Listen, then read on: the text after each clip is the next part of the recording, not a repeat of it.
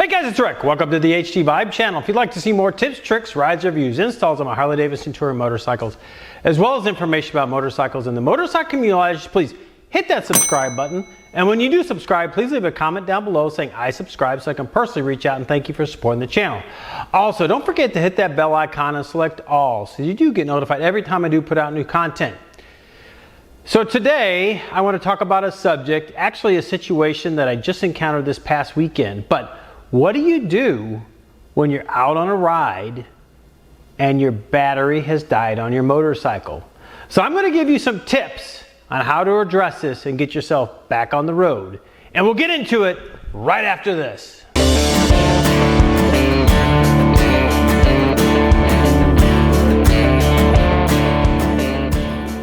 That's right, guys. So it's going to happen at some point. You're going to be out, you're going to be riding, and your battery is just going to give up on you. Obviously, if you're checking that battery, you're keeping it on a tender, it's going to last a lot longer. But I will tell you, this has happened to me.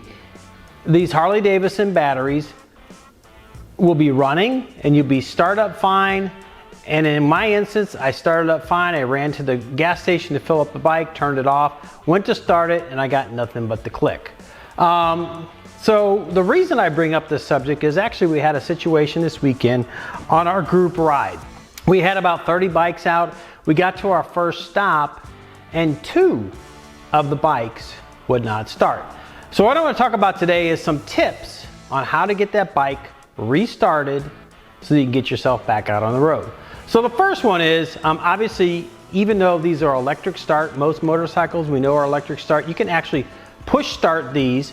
And the way you do that is obviously get everything into run position, typically put the bike in second gear, and hopefully you have some friends around to run and push that bike down the road and pop that clutch, and hopefully that bike will start. If you get enough power and get that engine turning, popping that clutch will start that engine without the electric starter and the need for the battery. Second way that you can actually get your motorcycle started, if you have a set of jumper cables, is actually jump it from a car or a motorcycle.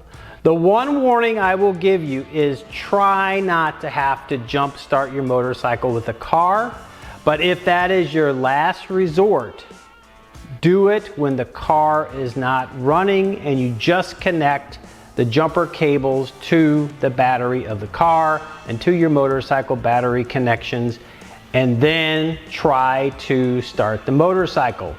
The reason I say don't have the car running is because a car battery and a car alternator puts out so much more amperage than what a motorcycle needs. It can actually fry your entire electrical system. So again, as a last resort, use a car to jump start it, but do not have that car running. Just do it off of the battery itself. And when you do jump start, you want to start with your red.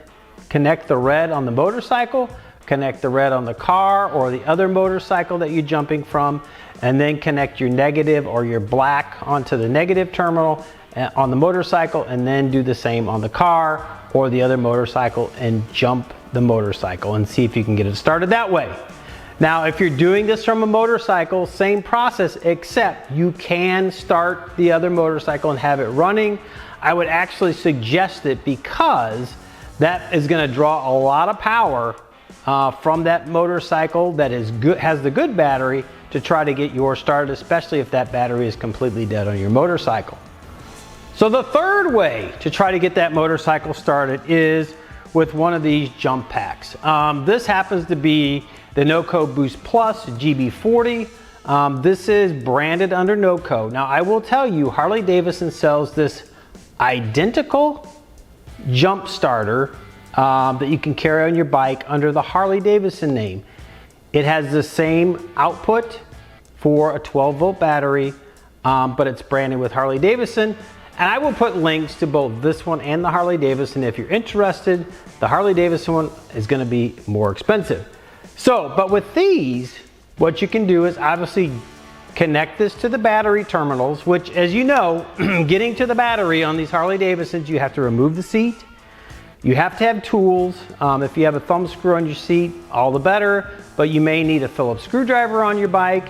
You may need, and you will need on the touring bikes, you're actually going to need a socket or a wrench to loosen up the 2 bolts to be able to actually get to the battery. It's a pain to get to the battery.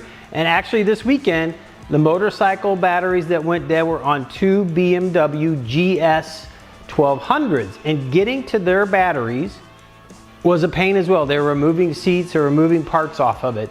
But you can do that. And then you basically connect these terminals. Again, connect the red first, the black second to the negative, plug it into your jump starter, power it on, and then go ahead and get your bike ready to run. Hit the cutoff, turn the cutoff switch to the run position, and then hit your starter, and that should start the motorcycle. So, what I've left for the last part of this is, in my opinion, the easiest and quickest way, if you have one of these jump packs, to get a Harley Davidson or other motorcycles started if your battery's dead, is actually connect this directly to your starter. And I'm going to show you where this is on the Harley Davidson. It was in a similar position on the BMWs we had this weekend, because again, these guys were trying to take their seats off, and I didn't exactly know what they were doing to start off, what was going on. I walked up there and I said, "Where's your starter?" And as soon as we found the starter, we used this tip to get those bikes started with one of these jump packs. The trick to this is actually finding your starter first off. So on a Harley Davidson touring motorcycle, the starter is right here. And as you can see, there's this rubber cap right here.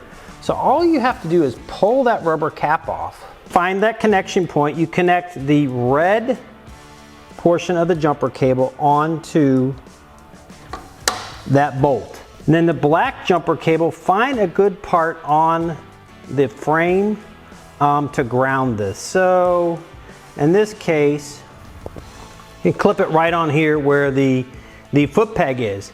And then obviously you would have this connected to your jump pack. Turn your jump pack on, turn your bike onto the run position, turn your engine cutoff switch to the on position, and then hit your starter. And this will immediately put power directly to that starter to go ahead and start turning that starter and start that engine. And then as soon as it starts, pull these off, and you will be set to go. This saves you a ton of time. You don't have to take off the seat. You don't have to take off the cover that covers your battery that's under here. And then you don't have to put everything back together. So we use this exact method this past weekend on 2 BMW GS 1200s. Both of them started flawlessly. Now I will say, make sure you have your bikes in neutral, because in some cases, I think on the BMWs, they actually fired up as soon as power went to that starter. They didn't even have the on-off switch, or they didn't have to hit the actual starter switch on that, and it powered up. So make sure you have it in neutral so that bike doesn't lurch forward on you as soon as that starter hits. That's my tip for this week, guys. If you like this type of content, please give this a thumbs up. Also, consider hitting that subscribe button. We're closing in, and maybe by the time this video posts, we'll be at 2,000 subscribers. I really appreciate everyone who supports the channel, comments, watches, likes, shares these with your friends. So I hope you've gotten something out of this. This is something, again, the best method, I think, is going directly to that starter. A lot of my friends who've been riding motorcycles for a long, long time did not know this little trick. So I wanted to share it with you guys. And with that, I'm gonna leave you with this. Life is short, get out and ride the bike. Thanks for stopping by, and we'll see you on the next one. Bye now.